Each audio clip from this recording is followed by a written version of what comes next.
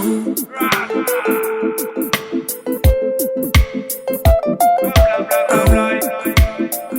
ODB production. Pass the right information. Pass the right information. Switch on the light. Keep it shining. Switch on the light. Several international and regional instruments and declarations that Ghana is party to provides for the need for freedom of information legislation. The Universal Declaration on Human Rights and Article 19 of the International Covenant on Civil and People's Rights are examples. Article 9 of the African Union Convention on Preventing and Combating Corruption, which Ghana signed on to in October 2003, impresses on all state parties to adopt legislation and other measures that gives effect to the right to access any information that is required to assist in the fight against corruption and related offenses. The 1992 Constitution provided for freedom of information as captured under Article 21(1)(f), which prescribes that all persons shall have the right to information subject to such qualifications and laws as are necessary in a democratic society. President Akufo-Addo assented to it live on national television. At long last, the 7th Parliament of the 4th Republic on 26 March 2019 passed the Right to Information Bill into law. That brought to life an Act of Parliament to operationalize a constitutionally guaranteed right. This period of wait included 10 years of having 4 separate draft right to information legislations worked on by Ghana's parliament. Right to Information Bill 2018 is now read the 3rd time and passed. Other RTI advocates shared how they took the news on the 9th the bill passed. And as God will have it, I was then the Deputy Speaker of Parliament and the one presiding that day to declare that the bill has been passed by the Parliament of Ghana. Quite frankly, I couldn't believe what I heard. I felt so happy that finally Ghana, not SO, but Ghana had passed the RTI bill into law. But one thing that made me happy was to hear Mr. Akufo-Addo to call me on phone. I was so excited when I heard his voice because I know that man has put in a lot of effort. So to get that congratulation message from him, I felt that it means that whatever I've been doing is being appreciated by some of our stakeholders. In fact, I couldn't sleep because you are so ecstatic, excited that you just can't put your joy in words. I think it was the next day that I was like, so really the bill has been passed. But at least we've achieved the milestone and I am happy for that. Having the framers of the 1992 Constitution make provisions for this right points to the fact that the universal call for freedom of information as recognized by Resolution 59 of the United Nations General Assembly adopted in 1946 and Article 19 of the Universal Declaration on Human Rights 1948 had caught up with Ghana at the time of drafting the Constitution. I think that it was because over the years, the right to information campaign and advocacy worldwide was getting traction. And therefore, the then framers of the 92 Constitution saw the need of putting it into the Constitution. The realization of the importance of information to development and to the history of the country wanted Ghana, which had gone down seriously up to about 1983, where we're getting a GDP growth of -7, you know, not positive, minus. We needed all the information at our disposal so that we could learn from the experiences of the past, the lessons that were there, to make sure that we don't repeat them. I think it's the basic principle of democratic practice. I cannot see any democracy which is based on principles of transparency and accountability, that you can have any legal arrangements in realizing this principle if you don't have a provision on access to information. Because what is democracy? It's about representative government. So I think it's so fundamental to that political arrangement that if you don't do it, then you can't really call it a democracy. For me, was so fundamentally vital for our democracy, and as a means of holding public officers to account and for citizens to assert their authority. The early advocacy in the 1990s for a Right to Information Act was centered heavily on the importance of such a law to the media. For example, Mr. Yabuedu Ayeboafo, a renowned Ghanaian journalist and current chairman of the National Media Commission, in a feature published in October 1995, at a time he was an assistant editor of the Daily Graphic newspaper, argued that a Freedom of Information Act is a must for Ghanaian journalism practice, as he pointed to the woes of journalists, especially those working for state-owned media. When my mate and friend Ayeboafo was writing his in 1995, they were trying to get us to pass the law, because then the 1992 Constitution had come into force. And so the practitioners were a bit worried that there was a delay in translating the constitutional provisions into an act of parliament. And that time, people like Professor Akufo-Addo were readily available with Justice P.D. Enim to support the first phase of the process, which was in the 1999-2000. Others who wrote extensively on the RTI in the 1990s were the late B.J. Darocha, a renowned Ghanaian lawyer, academic and politician, as well as Professor Akufo-Addo of the Faculty of Law of the University of Ghana, who suggested several actions to be taken to get an RTI Act passed.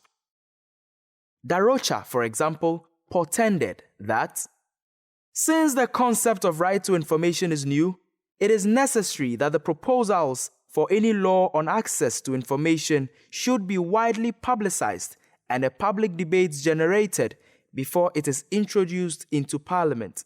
A series of seminars and symposiums should be held countrywide so that the public interest is generated.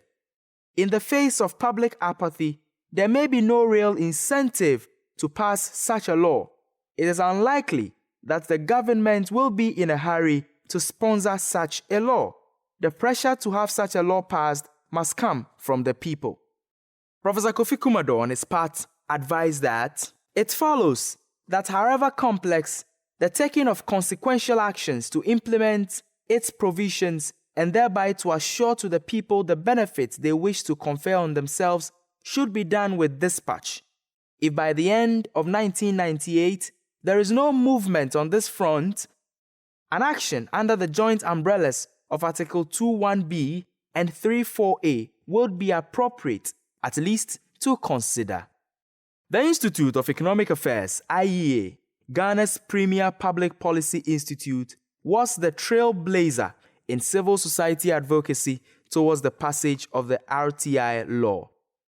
IEA, in its Occasional Papers number 19 of 1999, published the full text of a draft Right to Information Bill with an accompanying memorandum authored by Justice P.D. Enim with contributions from B.J. Darocha, Professor Akufo-Addo, and Justice Charles Corsi. Since I entered Parliament on the 7th of January 1993, until the bill was initiated around 1999, I have been very instrumental in its processes through Parliament up to the time it was passed. I think it was 1999 when the Institute of Economic Affairs requested for a number of members of Parliament, I think we were 3, to come to the Institute for us to start discussing some topics around how we could actualize the provisions of the 1992 Constitution. So I would term that as a very good beginning. We just went to discuss that article that was written by Justice P.D. Enim, and we had the benefit of Commodore and Co. available. The IEA recognized that as far back as 1999, there was a general feeling that the passage of such a law is long overdue, while at the same time, indications show that government was not averse to the passage of such a law. Hence, they produced what they described as a suitable law which Parliament may pass on the subject of right to information subject to any necessary modification, and did it in the form of a bill ready for parliamentary consideration, hoping that the model will sharply focus Parliament's attention on the specific provisions to move expeditiously in the direction of passing a suitable law on the right to information. I think we need to commend the Institute of Economic Affairs, and particularly the sponsors and their executive director at that time, Dr. Mensah. In 2003, the Right to Information Coalition, popularly known as RTI Coalition, which took over the RTI mandate from the IEA, was established. There was an informal meeting that we once held, and we had a discussion on the matter. And then Bernice, who was then the coordinator of Chri, took up the matter and started calling various persons,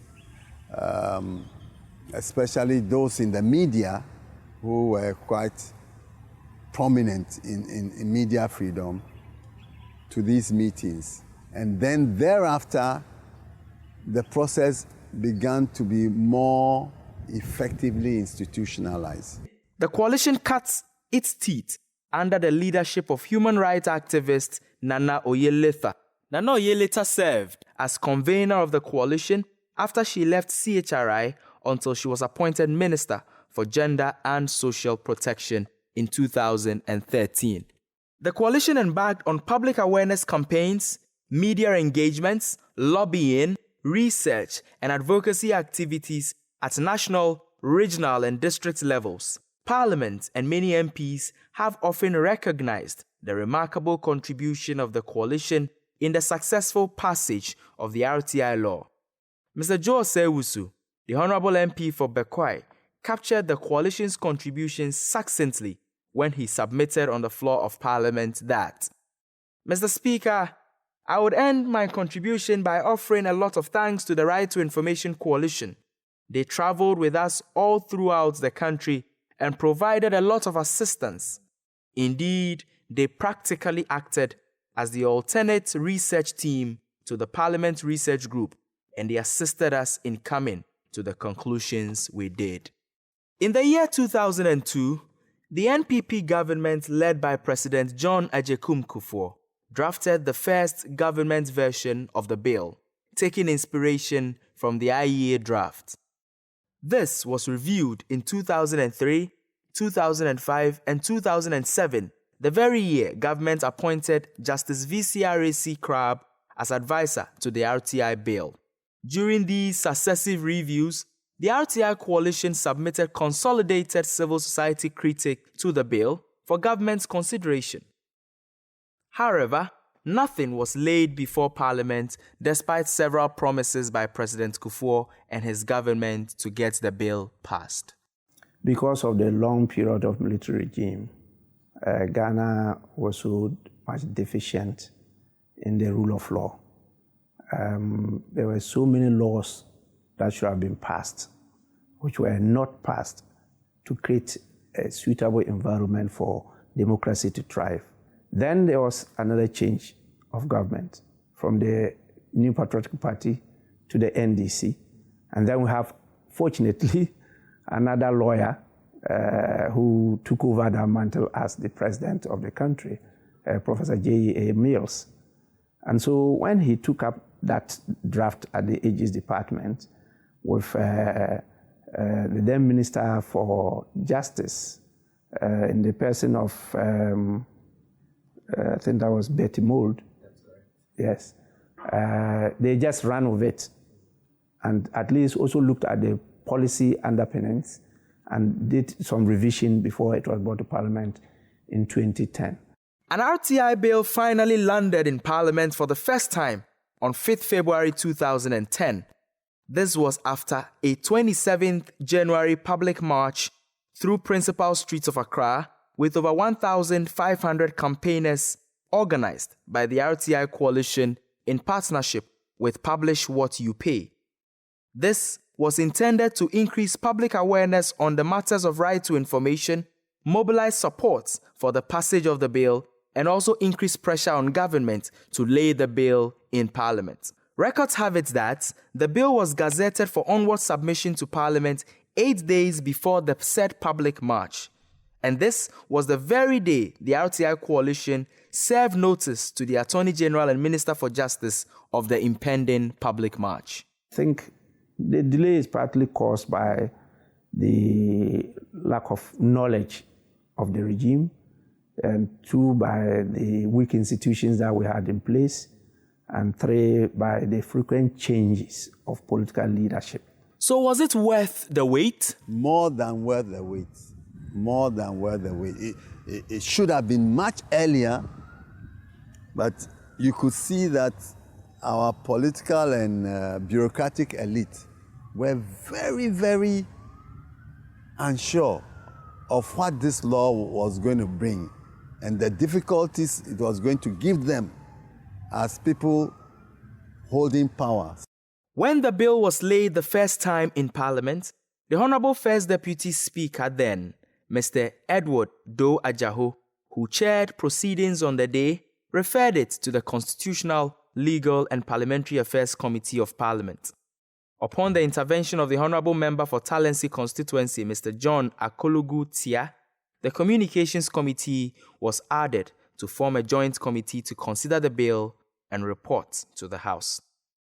The joint committee, chaired by Mr. Felix Chumesiapia, Member of Parliament for Senate constituency, announced to the general public requesting input to the bill, a notice that was met with resistance from the RTI coalition, which cited the limited number of days as an impediment. An extension of the deadline was given. The committee also announced its intention to embark on a nationwide consultation exercise to engage Ghanaians from all walks of life to have their input factored into the law. It was not until the period between 27th July and 8th August 2011 that the committee was able to embark on this nationwide consultation exercise with funding support from the World Bank. The consultations, which took the form of public hearings and presentations on the overview of the bill, was conducted in English and the main local languages of the cities the committee visited. The committee visited Ho, Koforidua, Tamale, Kumasi, Takoradi, and Accra, 6 out of the then 10 regions of Ghana. Before the parliamentary committee landed in each of these regions, the RTI coalition had already engaged citizens in the area to school them on the content of the bill so they could make meaningful input to the parliamentary delegation. A draft report prepared by the Joint Committee could not be laid at plenary after almost 35 months from the date the bill was referred to it. The Honorable Majority Leader then, Mr. Cletus Avoka, blamed the RTI coalition for partly contributing to the delay of the passage of the RTI Bill into law, citing the coalition's call for amendments to many portions of the bill as reason for the non-passage. That it is better eventually have a good and robust RTI law than to rush and get past a bill called RTI law, which has so many, obstacles to the right of citizens to access information. The 6th Parliament took over, and on 12 November 2013, the new government under President John Dramani Mahama caused the 2013 version of the bill to be laid in Parliament. Again, with the Right Honourable Doa Jaho presiding, this time having been elevated from a Deputy Speaker to the substantive Speaker of Parliament, the bill was now charged with the Constitutional, Legal and Parliamentary Affairs Committee only, with Mr. Alban Babin as chairman. And so together with the civil society coalition, we actually did 2 intensive workshops at Akufo-Addo.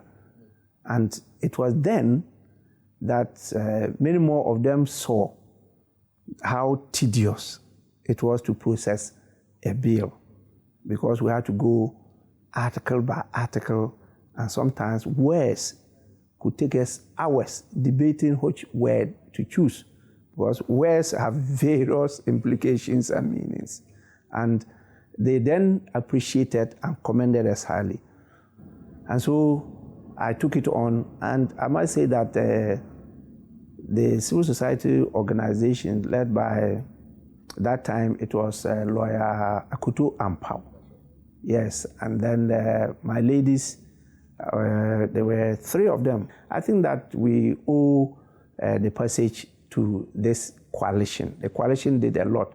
They were not only urging us on, they were bringing us a lot of materials from other countries, sharing the experiences of other countries, current laws that have been passed by countries that we claim were ahead of Liberia, Nigeria, all those they were bringing to our attention. And so it really fired us up. In the first place, the Secretariat as CHRI, our head office is in India, and India has been working on issues of access to information for a very long time. So they had a lot of institutional memory that we tapped from in terms of analyzing bills, critiquing it, and the like. And then there was also a lot of information from the continent. Oh, I believe that one of them was when we went to a retreat with a parliamentary committee on legal and parliamentary affairs at Akufo-Addo. And after we made our presentation to the committee, they more or less bought everything, and we engaged with them. And they asked us to provide them with the relevant documentation, including the model draft of the African Union. We gave them all those things. And they agreed with us that these were changes that were necessary. They actually, I won't use that as threats, but they really held our feet to the fire, right, and threatened a number of demonstrations, which some they embarked on, and they made sure that they were always available at the public gallery, right, and they got some of you to be tracking the process, and even now taking on members who they saw were a clock or who were somehow delaying the passage. And I think that members then became a bit pumped up and then prepared to work. I remember, we joined the TUC on the Labour Day to go and, campaign for the RTI, and we were fighting with the mine workers for space because we wanted to be positioned in a place where the president can see our placards, chanting, RTI and so on. The new chairman of the committee, Mr. Magnus Kofi Amoate, Member of Parliament for Yilo Krobo, who had taken over from Mr. Babin, led the process until the 2016 election and expiration of the tenure of that parliament. One of the areas we wanted to, of course, get a resolution was to set up an independent information commission. Now, at the beginning, this was almost a no-no. The original provision was that the Attorney General, who was going to supervise the implementation of the bill, was going to be the one that is going to adjudicate any conflicts between the state and the people. And we thought that is a complete conflict of interest. The Attorney General herself needed to disclose a lot of information. She can also be a referee. And then we went through all kinds of iterations. Maybe the Commission on Human Rights and Administrative Justice should do this.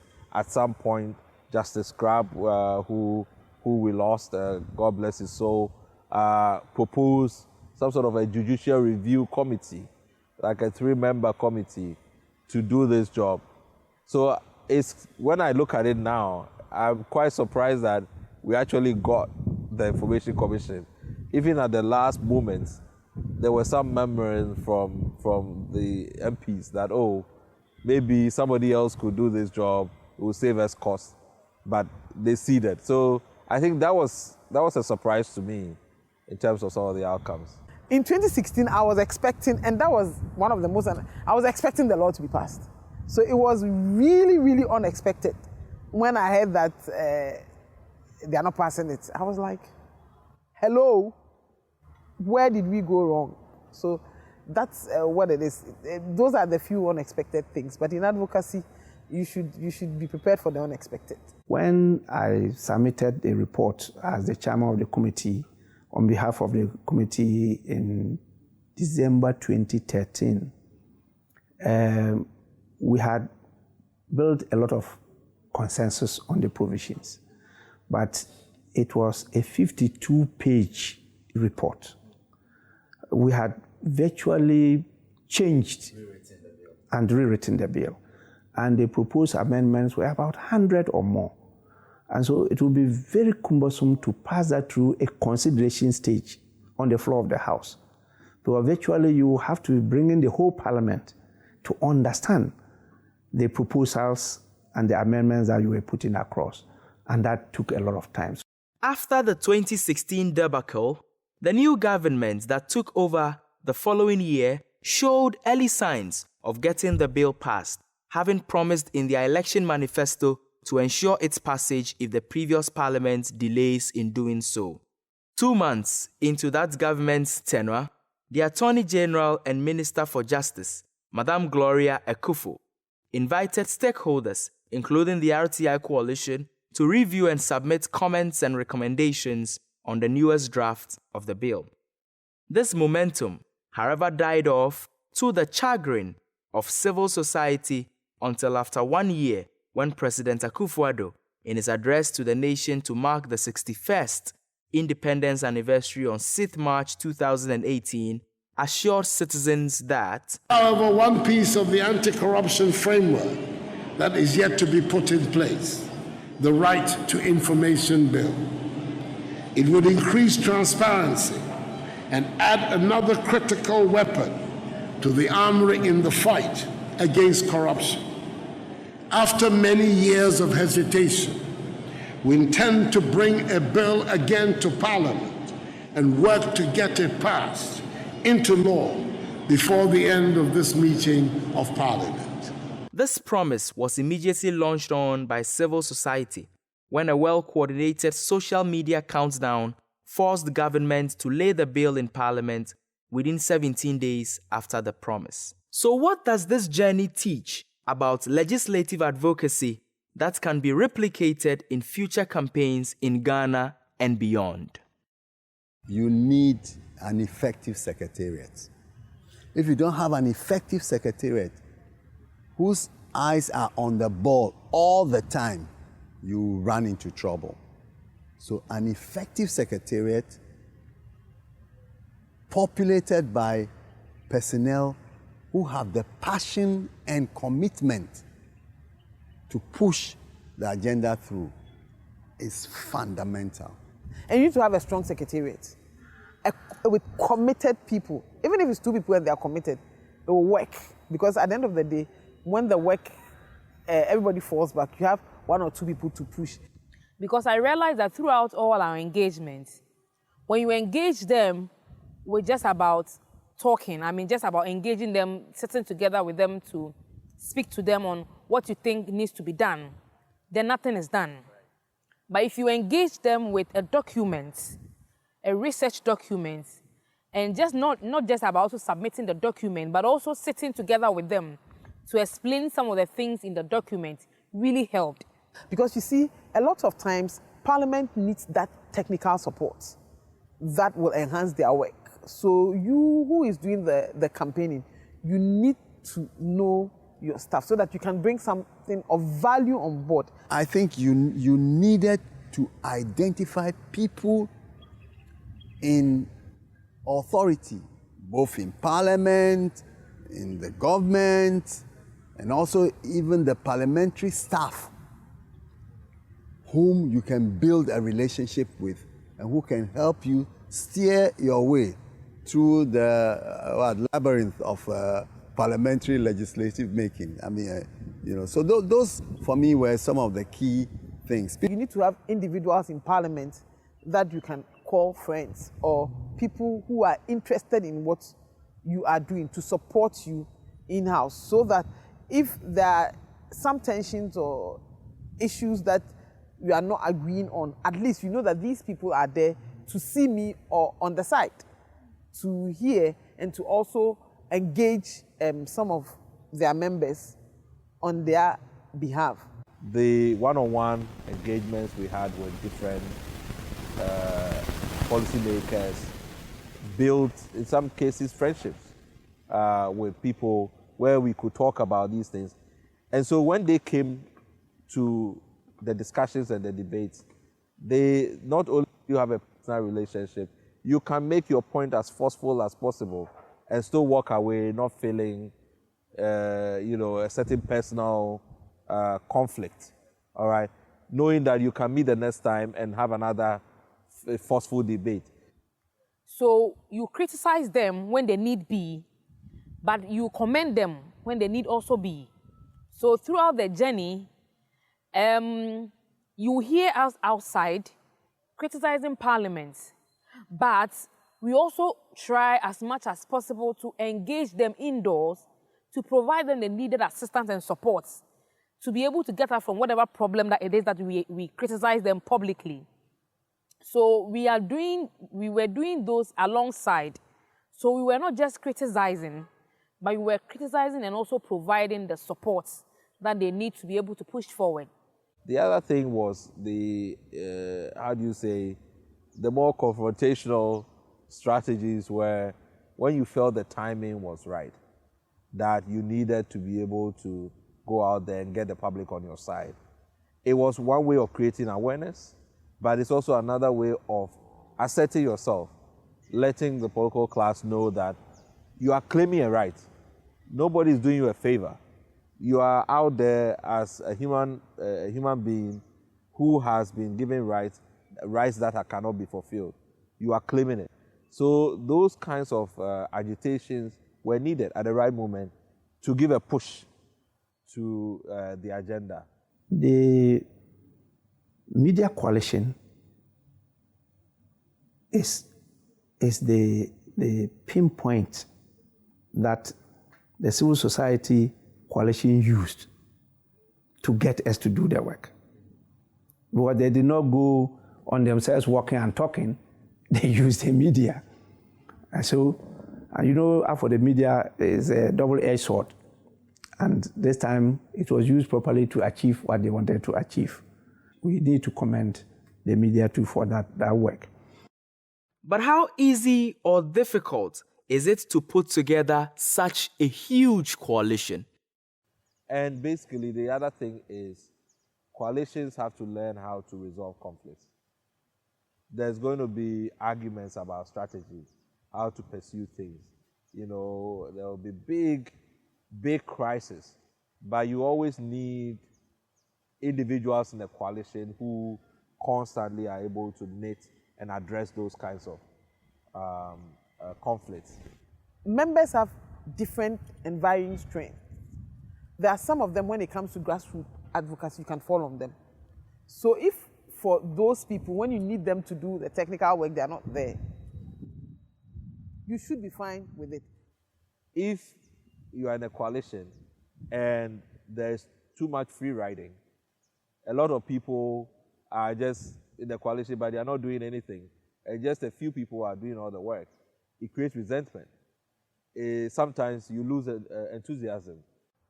So you try and manage each one according to how the person is engaging with the coalition. And when you're able to do that, you get the best. Advocacy is a very dynamic endeavor. It was interesting to learn from the right to information journey that a one-size-fits-all approach cannot be adopted even for the same subject matter. And it's been interesting for many reasons. Because at that time, I had also worked on the Nigerian experience for a while.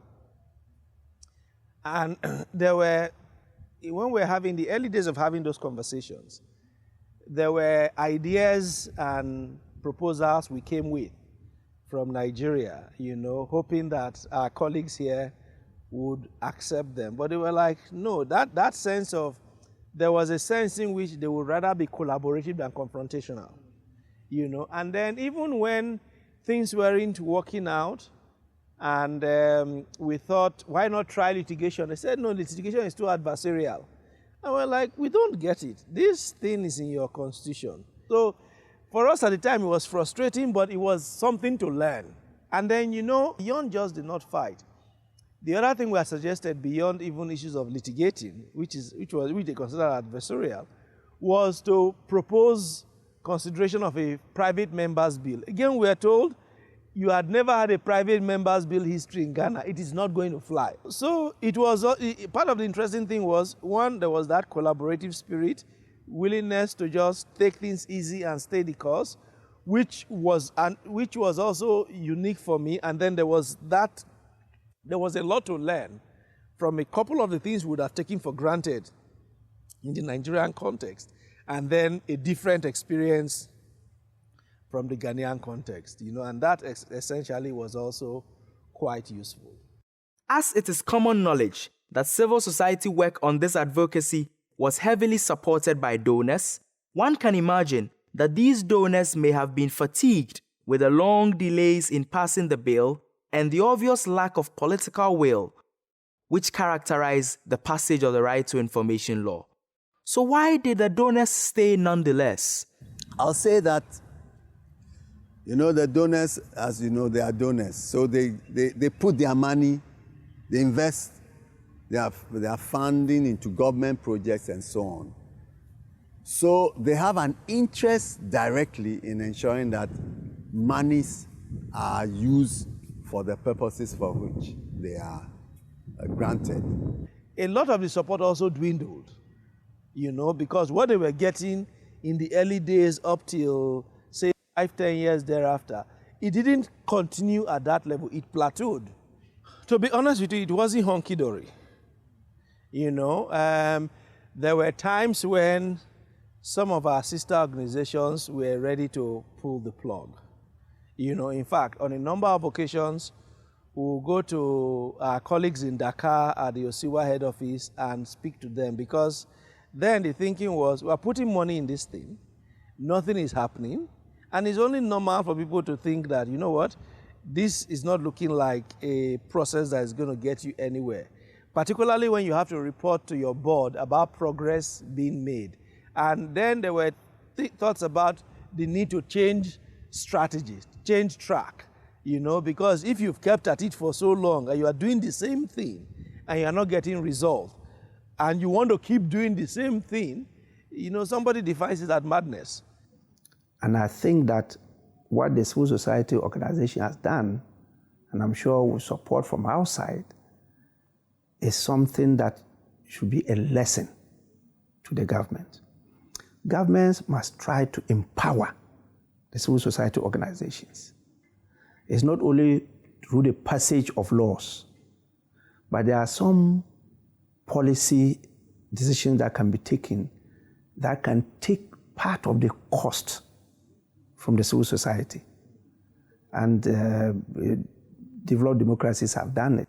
Now, we need to be able to find the laws that impede it, interfere with it, undermine it, weaken it, and reconcile them. When we get opportunities to amend, then we can do those amendments to make sure that it is in sync, it is consistent. So there's a lot of still hard work, technical work that has to be done in identifying those things, oaths of secrecies, national security regulations, all kinds of laws that, would interfere, that in some cases people might not even recognize that they interfere.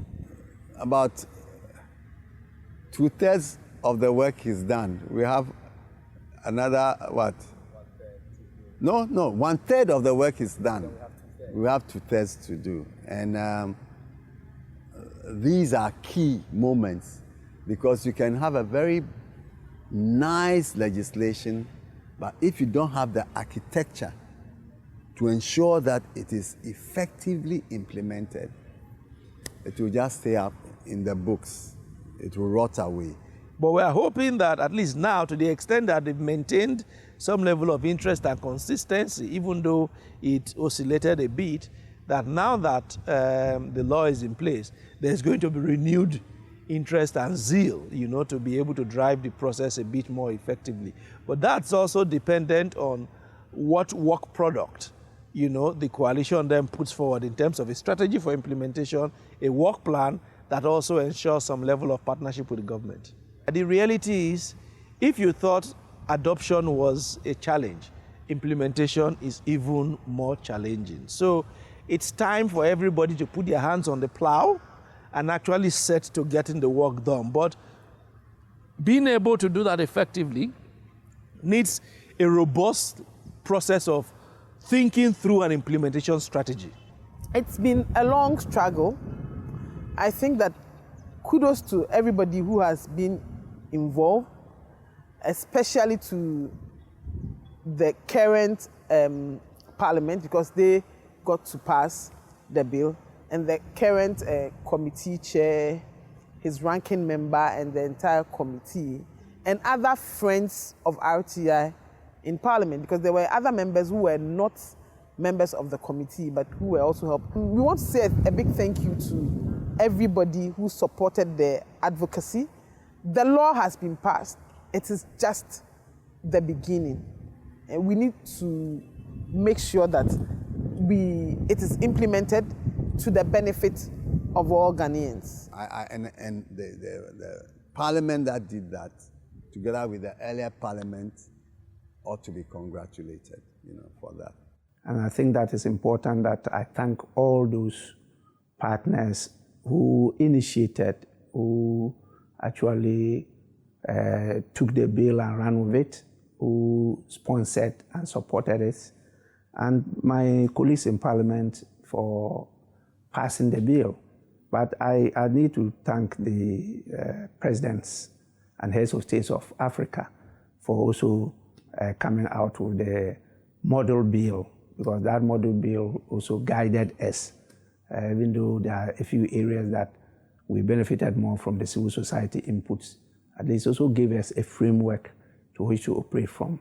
And the other thing is, Ghana has a pride of place of being described as one of the beacons of light in terms of democratic ethos, and so this is an opportunity to actually live that experience and ensure that this goes a long way to deepen and enhance democratic practice and popular participation in this country. I want to congratulate the 7th Parliament for its courage, sense of responsibility, and commitment to good governance in passing this significant piece of legislation.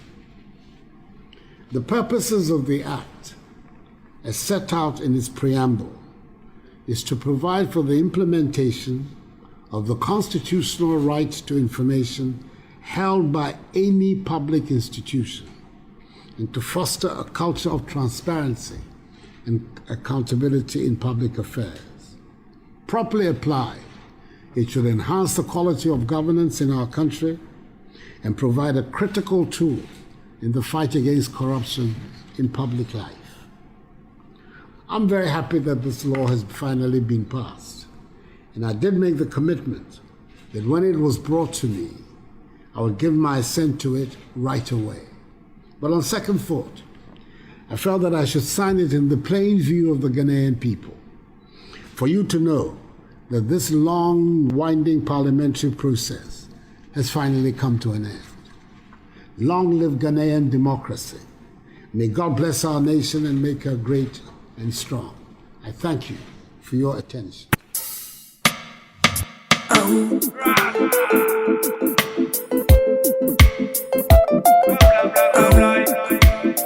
It's ODB production. Pass the right Information. pass the right Information. switch on the light Keep it shining. switch on the light Keep it shining.